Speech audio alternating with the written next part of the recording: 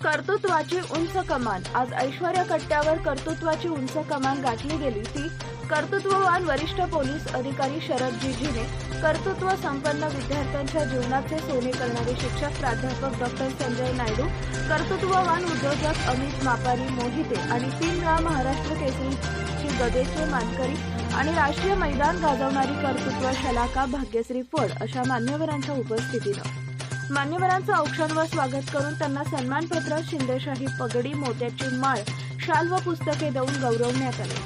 भाग्यश्री यांचा फेटा बांधून विशेष सन्मान करण्यात आला।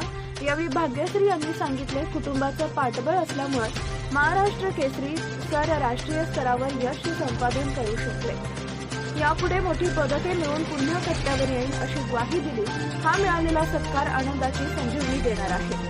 शरदजीने यांची एमपीएससी परीक्षेतील पहिली संधी हुकल्यानंतर पुढच्याच प्रयत्नात महाराष्ट्रात 3रा क्रमांक पटकावल्याचं अभिमानानं सांगितले।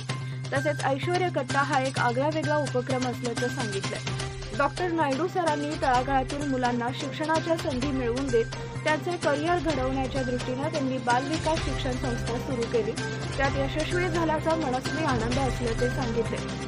अमित मापारी यांनी इलेक्ट्रिक वाहनांच्या विक्रीचा व्यवसाय करताना अडचणी आल्या तरी आता यश मिळाले असल्याचं सांगितलं। यावेळी कट्ट्याचे ज्येष्ठ सभासद सचिन डेंबळे यांचा वाढदिवस साजरा करण्यात आला। या प्रसंगी अप्पा रेणुसे व मित्र परिवार मोठ्या संख्येनं उपस्थित होते।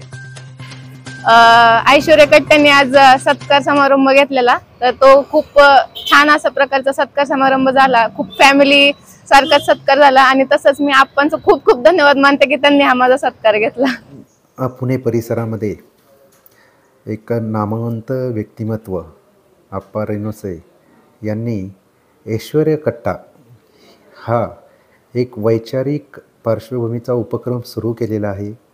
त्या उपक्रमास 4 वर्ष पूर्ण होऊन 5व्या वर्षामध्ये त्यांनी पदार्पण केलेले आहे। या 4 वर्षामध्ये अप्पा रेणुसे आणि त्यांच्या ऐश्वर्या कट्टा च्या सर्व व्यक्तींनी वेगवेगळ्या क्षेत्रातील नामांकित खेळाडू असू द्या, राजकीय असू द्या, अधिकारी वर्ग असू द्या, यांना या कट्ट्यामध्ये समाविष्ट करून त्यांचा यथोचित सत्कार केलेला आहे।